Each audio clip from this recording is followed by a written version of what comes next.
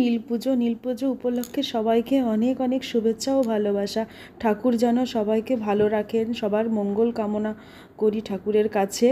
তো যাই হোক, আজ নীল পুজো উপলক্ষে আমি গেছিলাম মন্দিরে পুজো দিতে।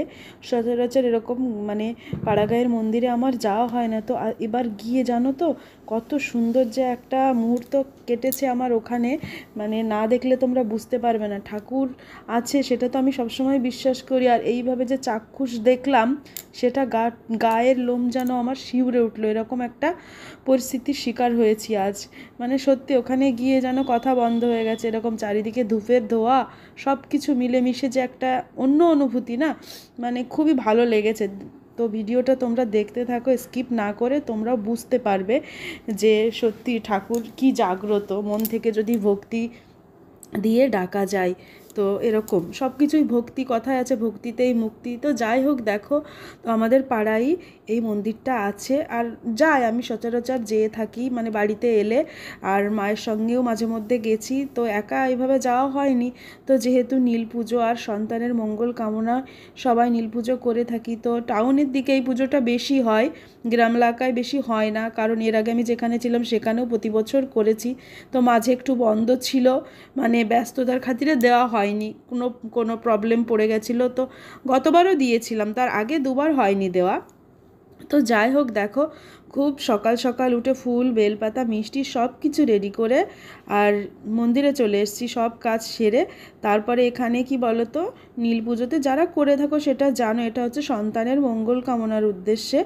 তো আমিও আমার সন্তানের মঙ্গল কামনা করে আমি পুজোটা দিতে এসেছি। ওর নামে প্রদীপ মোমবাতি সব ধরিয়েছি, আর ঠাকুরের কাছে আমি সব সময় বলি যে ঠাকুর ও যেন ভালো একটা ভালো মনের মানুষ হয়, ভালো মানুষ হয়, এটাই হচ্ছে আসল। বড় হয়ে কী হবে জানি না, তো তোমরাও আশীর্বাদ করো ও যেন একটা ভালো মানুষ হয়, এটাই আমি প্রথমে চাই, আর সুস্থ থাকে এটাও সুস্থতা কামনা করি, ভালো মনের একটা মানুষ হয়, এই যা ছোট্ট চাওয়া আমার।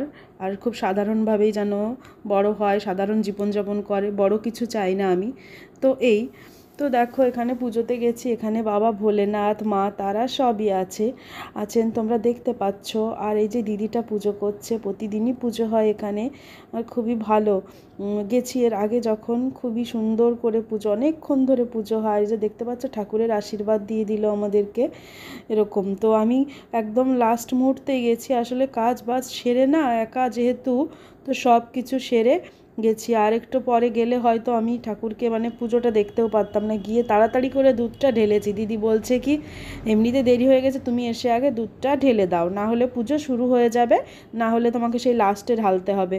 তো আমি গিয়ে সঙ্গে সঙ্গে আমার জন্য, মানে আগে বলা ছিল দিদিকে, তো দুধটা ঢেলে এই যে আমার সন্তানের নামে এখানে দেখো আমি নীল রঙের প্রদীপটা ধরিয়েছিলাম, মোমবাতি আর দুটো প্রদীপও ধরিয়েছিলাম নীল রঙের।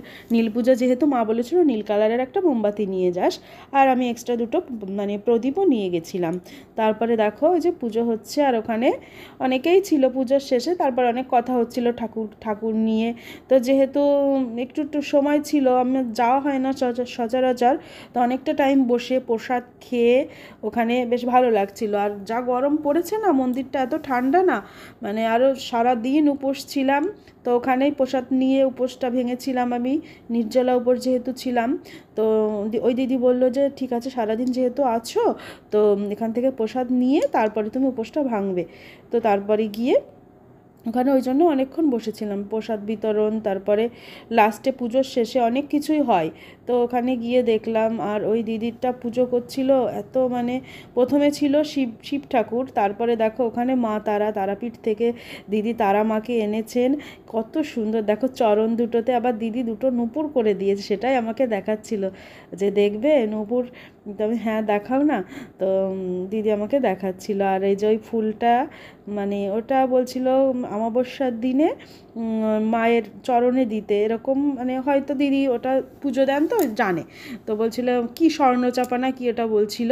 তো ফুলটা খুবই সুন্দর লাগছিল, কালারটা এত সুন্দর না, দিদি লাগিয়েছে। আর এই যে দিদির ঘরেও কিন্তু গোপুসোনা আছে, দেখেছো তো, আমার গোপুসোনার কথা হচ্ছিল, তো দিদি এরকম গোপালের এত সুন্দর একটা গল্প বলছিল, বলছে গোপাল ওখানে মানে নকুলদানা সেদিন দেয় না কি দেয়নি হয়তো, তো ওরকম প্রদীপের তেল ওখানে পড়ে গোপালের মুখে ছিল সেই ইয়েটা, তেলের ইয়েগুলো মেখেছিল।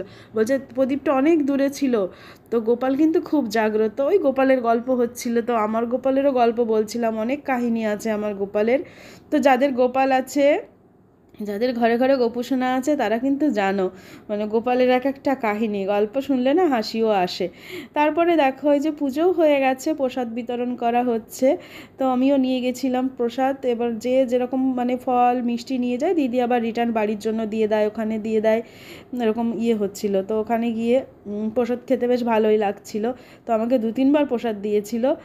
তো প্রসাদ টসাদ খেয়ে আর আমি চুপচাপ ঠান্ডা মাথায় বাবাকেই দেখছিলাম, এত ভালো লাগছিল। মানে সারা দিনটাই ওখানে আমার কেটেছে, কী যে ভালো লাগছিল। আর বাড়িতেও তোমাদের দাদা ভাইয়ের স্কুল ছিল, ও বাড়িতে ছিল না, ওই জন্য বাড়িতে আসার অতটা তাড়া ছিল না, ওই জন্য অনেকক্ষণই ওখানে ছিলাম। এই যে দেখো এবছর কি বলো তো, আমি মানে ফলের করেছিলাম যে এরকম নীল পুজোতে এই ফলটা দেবো তবে খাবো। তো তরমুজ এবছরে আমি খাইনি। তো এই যে মানে সন্তানের মঙ্গল কামনায় পুজো দিয়ে তারপরে ওই ফলটা আমি মুখে দিয়েছিলাম নীল পুজোর দিনে, যেহেতু পুজো দেওয়া হয়ে গেছে। তো এই কারণেই। তো তোমরা কি সন্তানের মঙ্গল কামনায় কে কে পুজো করেছো অবশ্যই কমেন্ট করে জানিও। তো আমরা সাধারণত মন্দিরে গিয়ে পুজো দেখি, পুরোহিত মশাই পুজো করেন, প্রসাদ খায়, ঠিক আছে। আর এই যে এখানে দেখো, ওখানেও একটা বাবার ছবি আছে, ওখানে গিয়ে আমি দাঁড়িয়েছিলাম। তো যেটা বলছিলাম কি বলো তো, প্রসাদ খেতে খেতেই তোমাদেরকে বলি যে এখানে যা দেখলাম আজ একদম কাছের থেকে, ওই দিদি মানে কি বলো তো, দিদির হাজবেন্ডও কিন্তু টিচার, হ্যাঁ, আর দিদি সংসারী একজনা মানুষ। তো স্বপ্নাদেশে প্রথমে বাবাকে এনেছেন, তারপরে মানে তারাপীঠ থেকে মা মা মা তারাও এসছেন। তো প্রথমে কি বলো তো, বাবার মানে প্রথমে মা এলেন, তো মা ভর ভর করে না, এবার সেগুলো আমি কোনোদিন দেখিনি। তো কাছ থেকে দেখে মানে সবাই অবিশ্বাস করে, ব্যঙ্গ বিদ্রুপ অনেক কিছু করে, যে যেরকম চিন্তা ভাবনা। কিন্তু মানে কি বলো তো, ভক্তি নিয়ে যদি ঠাকুরকে ডাকা যায় না, সেটা সত্যি। তো দিদি ওরকম প্রথমেই মা তারা এলেন দিদির কাছে, তো একদম সব সত্যি সত্যি বলছে, কোথায় মানে পুজোর কি আজকে কি নিয়ম সেইগুলো। তারপরে বাবা এলেন, সত্যি মানে এই সব মানে গাটা না শিউরোটে। এগুলো সবসময় কি বলতো, ভাষায় মুখের ভাষায় বলে বোঝানোও যায় না, কি দেখলাম কি হলো এরকম। তো তোমাদের কাছে পিঠে যেমন মন্দির যদি থাকে, তোমরা এরকম যাবে, গিয়ে দেখবে, একবার মন থেকে ঠাকুরকে ডেকে ভক্তি নিয়ে ডেকে দেখবে, সে সত্যি ঠাকুর কিন্তু ডাকে সাড়া দেয়, আমার তো দিয়েছে। তো যাই হোক, দিনটা আজকে মানে সব কিছু মিলে খুব ভালো কাটলো। সারা দিন উপোস থেকে প্রসাদ খেয়ে উপোস ভঙ্গ করে বেশ, তো ভাবলাম যে ঠাকুর আমার কথা শুনবেন, এটাই মনে মনে করে রেখেছি। আর এই যে রোদের মধ্যে পুজো শেষে বাড়ি যাচ্ছি, আর ভালো লাগছে না, মনে হচ্ছে আর একটু ঠাকুরের কাছে থাকি। যাই হোক, ঠাকুরকে বললাম আমার সন্তানকে ভালো রেখো। তো সবার সন্তানকেই ঠাকুর যেন ভালো রাখে। আজ এ পর্যন্তই, টাটা, বাই বাই।